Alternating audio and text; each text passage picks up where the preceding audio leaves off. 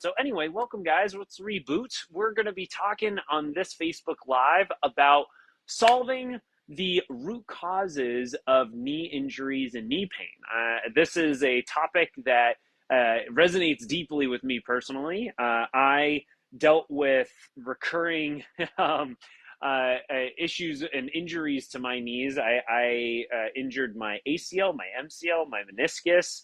I also had patella tendonitis, well, technically tendinosis, because it was so long for 2 or 3 years. And so I dealt with a whole lot of inflammation, a whole lot of pain, a whole lot of knee recovery for a long period of time. I want to talk about the principles that I personally went through, and then I've seen our clients use time and time again to help their knees actually heal and get back to the functional stability and range of motion, for that matter, that we need to live the lives that we desire. So that's what I will be covering today. Now, what I could use from everybody is some simple help. I would love to have you guys help me spread the good word on this video here. And it's simple to do. All you got to do is like the actual video. That's it. Hit the like button or love it, for instance. You can like or love, whatever. If you're watching this live, watching the replay, hit that like button. It doesn't bite you. It doesn't do anything funky. All it does is tell Facebook that, hey, someone actually likes this stuff. Let's show it to somebody else. Let's show this video to somebody else that's in the Facebook group. And as you're watching this, if you're watching it live, say hi. I see Jana's live. Say hi to me in the comments. Let me know that you're watching it live. And if you are watching the replay, let me know that you're watching the replay. Say I'm checking out the replay right now. And as we're going through this topic, ask questions. If something resonates with you, give me a thumbs up. Say, heck yeah, whatever. Like the more you comment, the more you participate in this. It just simply tells Facebook, hey, people are really in the injury pain and prevention, the injury prevention and rehabilitation group. They like that. Let's show other people in the group this as well. So that's all I could use. Please spread the good word, so to speak. So like I said, this is, thank you, June. Thank you, Patty. Perfect, Jana. That's great. Noelle, hi. Good to see you. Perfect. Okay. Now, let's get into this topic. So like I said, I went through kind of the gambit of knee injuries personally. And so this topic resonates very deeply with me. I did all of the knee specific rehab you could ever want to do, whether it was starting off with gentle ranges of motion to restore the basic ranges of motion back and get some blood flow going, the deep tissue mobilizations of the tissues, all the quad strengthening, knee extension, and specific exercises we could think of, every glute bridge and clamshell and all those kinds of techniques I did over and over and over again to try to rebuild the health of my knee. And to a certain extent, it helped. But guess what? I was still dealing with knee inflammation and knee soreness and knee pain over whether I was hiking, whether I was trying to run, whether I was trying to play a sport. My knees couldn't tolerate it for years after an injury. So I started to want to dig into what the root cause of what was going on with my knee. Now, if you just went through like a freak accident to your knee, this might not be applicable to you. So for instance, like someone just came up and whacked you in the knee with a golf club, like Tiger Woods' ex-wife, like just bashed you in the knee. Okay, well, yeah, the knee itself is the problem. There's not other, like, that is the root cause. You got hit with a golf club in the freaking knee. That's why it's the case. Or you went through a freak skiing accident, for instance, and like that happened to this knee. I got a nice little scar to prove it. Like a freak skiing accident, and the knee got tangled up and caught up and got jacked up in that moment. Okay, well then, yeah, the root cause is the knee itself, and so we got to do the work to the knee. But if we're still dealing with this months and months after the fact, or years or decades after the fact, then there's something else going on. Because this is the way that I kind of like to think about it. What's up, Cassandra? This is kind of funny, but think about it this way. If you're like me and you get cut, if you cut your finger, does your finger heal? Does it have the ability to actually heal and repair itself?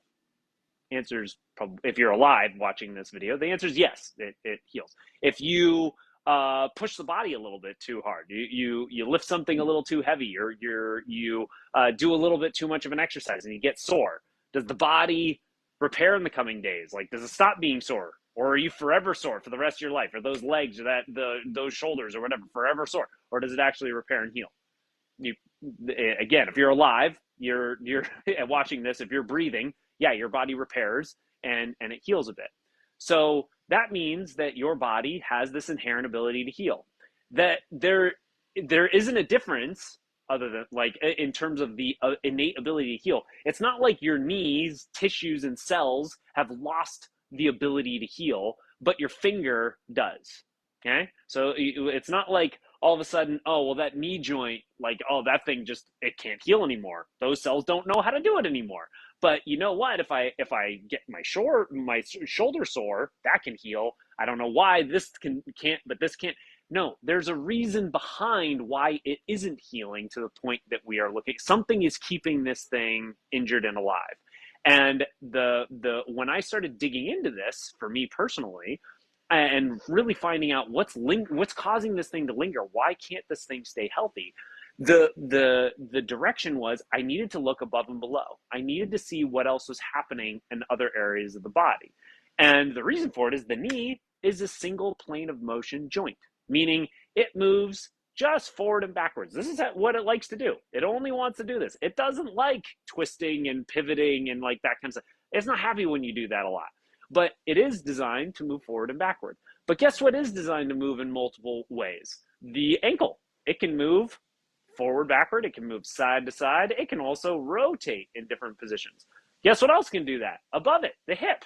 The hip can move forwards and backwards. It can also move side to side, and it can rotate in different directions. So the ankles and the hips above and below the knee are what are considered multiplanar joints, and the knee is considered a single planar joint.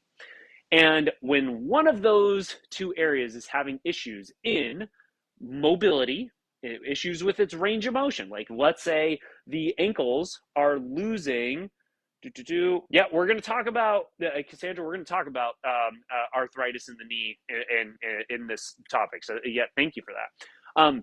So if, let's say, the ankle is missing one or more of its ranges of motion in the directions it's supposed to go in, and or the hip is missing one of its ranges of motion, whether it's internal, or, well, that's external, internal, whether that's extension, flexion, whether it's abduction, adduction, like basically if it's missing one of its ranges of motion, the ankle's missing one of its ranges of motion, guess what has to compensate? It's the thing that's in between the two. And it doesn't like doing it. It wants to move in one plane of motion. It doesn't want to go in the others. So that's where the root causes of our issues can come from. So, like, for instance, I want to talk about this, and this kind of brings us to Cassandra's point around the arthritis. Like, one of our clients, former clients, a graduate now, Phil, who some of you guys will recognize that name. You guys met Phil. He was on a lot of our group calls and all that good stuff. Phil had some major knee injuries, specifically to his meniscus. And by the time he was like decades later, like the wear and tear on his knee, he was basically told that his meniscus had, both of them had essentially worn down. He was basically bone on bone. He had severely limited ranges of motion in his ability to bend his knee into flexion. And he had arthritis. He had chronic inflammation to the knee. And so the only kind of course of action he was told was that he was going to have to get double knee replacements because he's an active individual. He's in the fitness industry, so he's moving around on his feet all day long. And two, he loves hiking. He loves backpacking. He's active on his free time. And so if he wanted to keep doing that, he was going to need to get a double knee replacement. Now, because of his background in fitness, his inkling was like, I think that there's other stuff going on that's impacting my knees. I think that these guys can heal more than they've been allowed, and I'm not sold that I need that total knee replacement. So he ended up connecting with us, and we assessed what was going on with his body from head to toe. And lo and behold, on both sides of his body, both of his hips and both of his ankles, he was missing a couple of very important ranges of motion. And one of them was one of the one of the tightest I've ever seen was his ankle range of motion. And so ankle dorsiflexion is the fancy word that means pull your toes up towards your shins. And from all of the years that he had spent wearing like basically supportive tennis shoes, like cross trainers, workout shoes that lock the ankle in place and also have higher heels than toes. So it's like wearing a mini heel all day long, where your heel is raised up by a good half inch to an inch in comparison to the ball of the foot. And then all the hiking that he did and all the sports that he played, over time, he got a ton of tension around the bottoms of his feet and the backside of his lower leg. Those tissues prevented his feet from being able to dorsiflex. He couldn't pull that. He was really restricted. Well, when that happens, and there was also some things happening, like he was missing hip extension, he was missing hip external rotation. And so when that happens, it causes us to adjust the way that we walk. It causes us to adjust the way we squat down, sit down, stand up, or squat down to pick things up. And often what it kind of culminates to is very, very over dominant quads. Basically, the quads start having to really overwork because the glutes lose the ability to engage. They lose the ability to be in positions to work.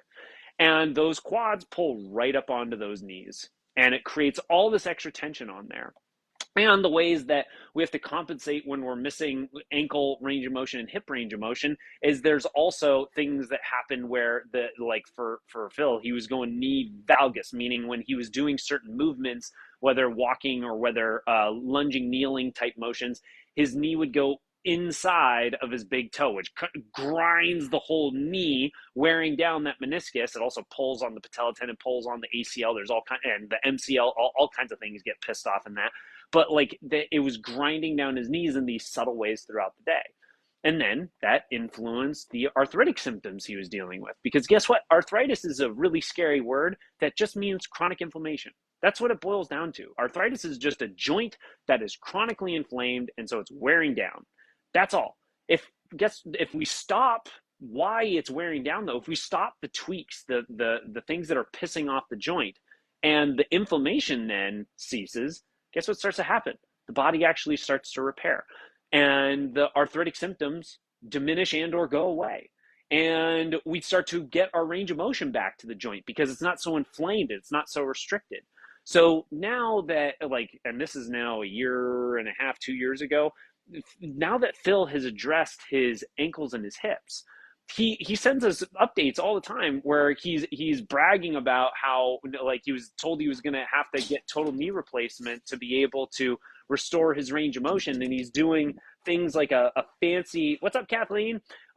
Doing things like a fancy couch stretch where he's able to pull his heel basically up to his butt. He's like, I got full knee range of motion now. Look at this. Or he's sending us updates about how he's going on these crazy 3-day hiking trips with his partner on the weekends. So like he was able to address the root causes of why his knee was wearing down, why the arthritis was there, and why the meniscus, that was the tissue that was actually breaking down on him.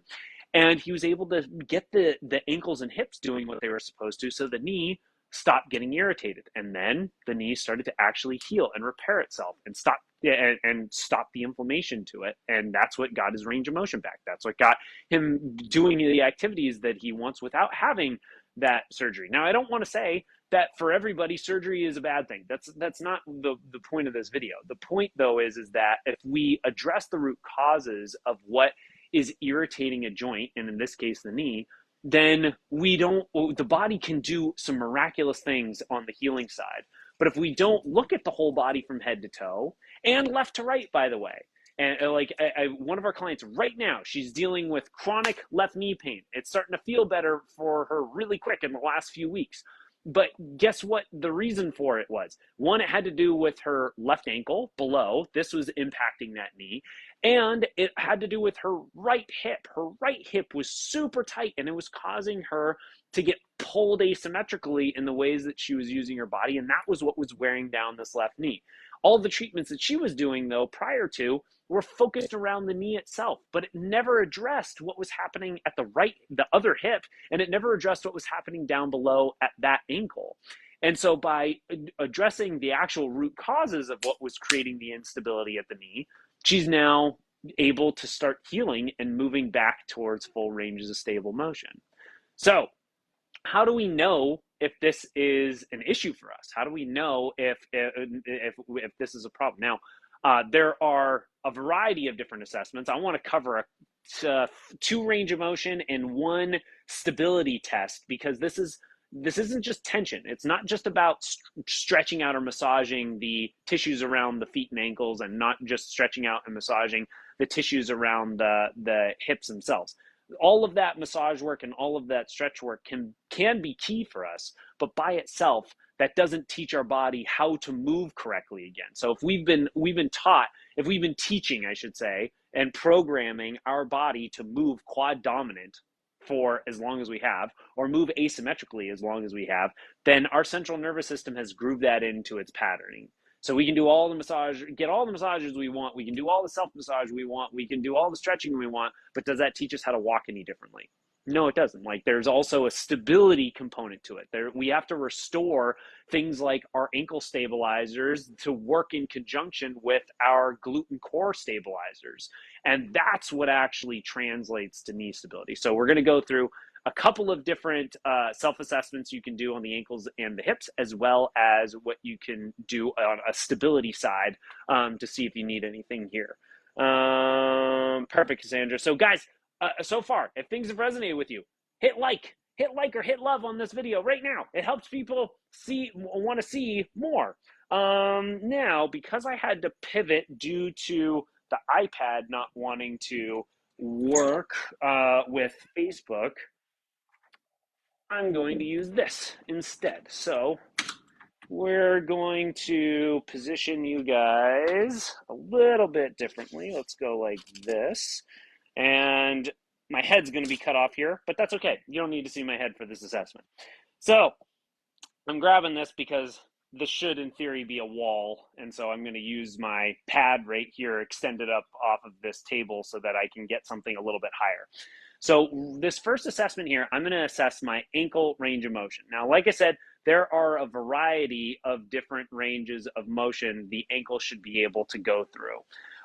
But the most common that I would say that people have issues with is what I just talked about with Phil. It was the ankle dorsiflexion, the ability to pull the toes up towards the shins. For me personally, when I was dealing with my knee issues, I was really tight in ankle dorsiflexion. I had very limited range of motion here. It caused me to overpronate my right ankle in particular, which impacted the stability of my knee. If you have been told that you overpronate at your ankles, well, that directly impacts the stability of your knee. And often we try to solve that by getting better supportive shoes or wearing inserts to support the arch of the foot. But that's like wearing a knee brace and expecting it to solve the issues of the knee. Like the root cause of that ankle overpronation of the ankle is often due to tensions that we're about to assess right now from the ankle, as well as weaknesses that are happening up at the glute and core complexes that impact the ankle stability from below. So anyway, let's assess this ankle dorsiflexion. How you're going to do this is pretty simple. You're going to take your foot and place it right up against a wall. And then the other foot, and I'll switch feet so you can see me here. With the other foot, you're going to place it at the half step of your inseam. So half of a foot length away from the wall. So you're going to place your toes right out there. Now, we're going to leave that foot the foot that's planted half a foot length away from the wall. We're going to leave that where it is. The other leg we're just going to kind of bring behind us. Now we don't have to worry about this back leg. Just let it do its thing. And our goal is to be able to touch our knee to the wall without raising this heel off the ground. I have to keep the foot flat and touch that knee to the wall. Now, again, notice my back leg is, that knee is bending. My back leg, I'm up on the balls of my feet there. That's okay. Don't worry about, let that back knee do what it's supposed to do. You can even have your hands against the wall to support yourself. It's all about keeping this plant foot exactly planted, and see if I can touch my knee without raising my heel up off the ground as I do so.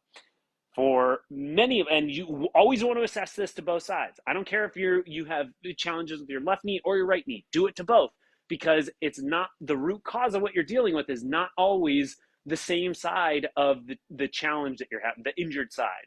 Often it's the other.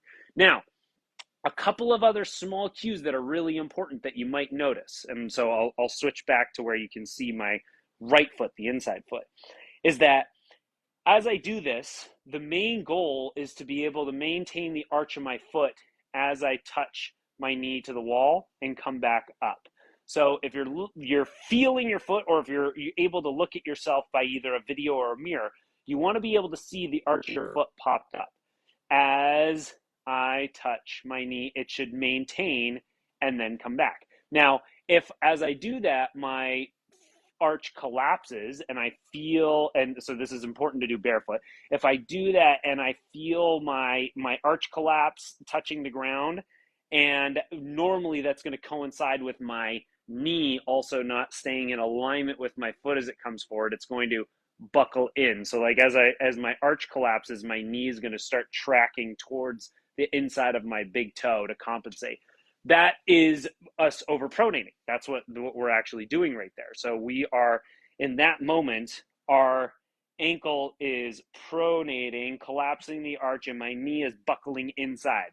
That's a bad thing. That's a bad compensation. So that's not, we got to try to keep the arch, and we got to keep the knee in alignment, in straight alignment with the middle, even to the outside of the foot, as we touch that front knee to the wall and come back up.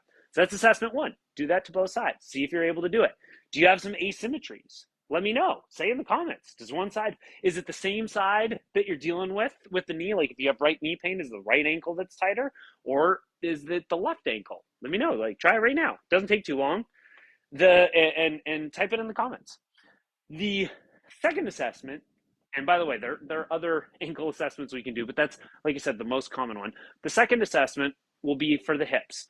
And again, there's a variety of different ways for us to assess the hips. There's flexion, there's extension, there's internal rotation, there's external rotation, there's abduction, there's adduction, all kinds of stuff. But one of the simple ones that we can all do, and one that I see pretty common that you can notice a difference from one side to the other, is a seated external rotation assessment. So sitting on something that's chair height, not something that's elevated higher, like not on a stool, but something that's chair height, and sitting with kind of your butt on the edge of the chair itself. So don't use the back of it. So sit nice and tall and upright. What we're going to do is cross one ankle up over the other knee, and then see where we're able to get this knee comfortably down to. So if you can assist yourself, you can play, get your ankle there, but then let's see, where does this naturally fall with us trying to sit nice and tall? Is my leg pretty close to flat here? Is it at an angle upward and I feel all this tension coming in my hip right here? Or is it way up here? I'm not even able to sit upright. My back is rounding right now because I'm so stinking tight. It's so uncomfortable for me to be in this position. Notate that. Then look at yourself to the other side and compare the difference. Is there a big difference here? Is one side significantly lower than the other side? And so you feel this big tension difference from it, and it can stem from the knee up the IT band and all the way to the outside of the hip here. This whole region could be where you feel the impacts there. Don't worry about necessarily where you're feeling the pull coming from. Look at more the difference in how tight you are, because there's a variety of tissues that are interconnected there, and there can be a variety of things that are causing that hip to be extra tight in that external rotation. But again, see, is it the same side? For the client that I was referencing earlier, for Julie, her left knee, it was a right hip, that is severely lacking in external rotation. It's getting better, but she's only a few weeks into her program. So she's noticing a little, some differences, but she's got a little bit more to go to get this right hip to where it needs. But that was what was causing her, when she was walking, to plant her left leg in a position where the knee didn't like it, and it continued to irritate the left leg. So assess this on both sides. All right, that's our two assessments on the ankle and hip range of motion side of things. What's up, Nita? And now I wanted to go over the stability assessment. And this one, again, it's fairly simple, but it's an important one to be able to do. We're going to assess our single leg stability. So the single leg stability, again, we got to do this on both legs, it doesn't matter whether it's the pain side or not. The pain side does not necessarily dictate where the issue is coming from. But what we're going to try to do is get first and foremost into a standing position where we can feel our arches in our feet popped up. So if you're not familiar with that, the cue is kind of short foot is what we're trying to do. We're almost trying to pull the balls of the foot towards the heel. So it's going to pop that arch up into the foot. And to help with that, I can also try to wake up the glutes a little bit. I can squeeze the glutes as I pop those arches up. Now I have my feet shoulder width apart here. I'm simply going to try to pick one leg up, and I'm going to try to hold my balance with this arch of my foot popped up the whole time and maintain that for 10 seconds. Now, as I'm doing this, if my hips are moving all over the place, I'm shifting from one side to the other, or my ankle is bobbing in and out, so like I feel the ankle is all over the place while I'm doing it, then that means there's a stability issue going on with my ankle or my hip. That is, again, impacting my knee in the middle between the two. Again, and then reset, do that to the other side. Am I able to stay stable here, or am I wobbling all over the place, or am I wobbling all over the place as I'm trying to just maintain that for 10 seconds? Now, if you did all three of these assessments and you noticed multiple things, like let's say you noticed that the ankles were tight, and you also feel like the hips are tight, maybe your hips feel tight in other directions too, and then you assess the stability, the stability would almost be a given that it would be your challenge. Your low-hanging fruits initially are going to be restoring your ranges of motion back to your ankles and your hips. Then it's, let's now work on the stability, because if we don't have the range of motion, then any exercises that we try to do to improve the functional alignment and stability of our body aren't going to work, because our body's not going to be able to do them correctly. It's going to compensate because of tensions that are pulling on it elsewhere.